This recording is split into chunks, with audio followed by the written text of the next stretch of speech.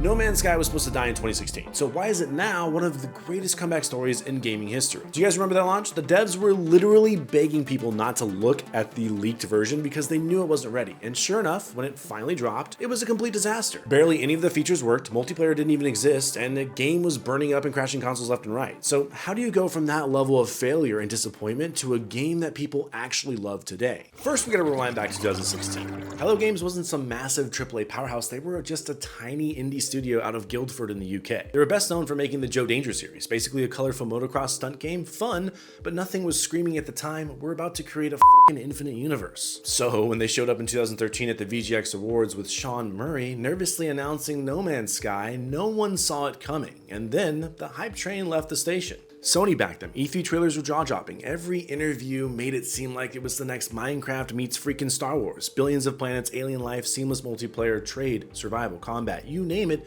they promised it. And by the time the launch rolled around in 2016, people weren't just expecting a game, they were expecting the future of gaming, which made what happened next hurt even more. When the game dropped, the internet erupted. Reddit threads cataloged every broken promise. Steam's refund policy got stress tested. Forbes called it a universe of broken promises. Polygon called it a PR disaster, and players memed Sean Murray into oblivion. And yet, beneath all that anger, there was still a spark of hope. Players wanted their dream to be real. They wanted this indie studio to prove everyone wrong. And that is exactly what Hello Games did with No Man's Sky. Instead of taking the money and running, like so many other studios do, Hello Games disappeared for a while and completely started fixing everything. Little by little, they did. First came the Foundation update, letting players actually build and settle on planets. Then the Pathfinder update dropped. Suddenly, you can drive rovers, customize vehicles, and share creations. In 2018, the massive Next update finally brought the one thing everyone knew was missing, which was multiplayer. But they didn't stop there. They added VR support, so you could literally stand on alien worlds. Added living ships you could grow and fly. They built entire player-run settlements, community expeditions, and turned those once empty planets into thriving ecosystems full of life. Every single update made the game feel bigger, richer, and closer to the original dream that gamers and developers hoped it would be at launch. And as the years went on, something strange happened. No Man's Sky wasn't just fixing itself,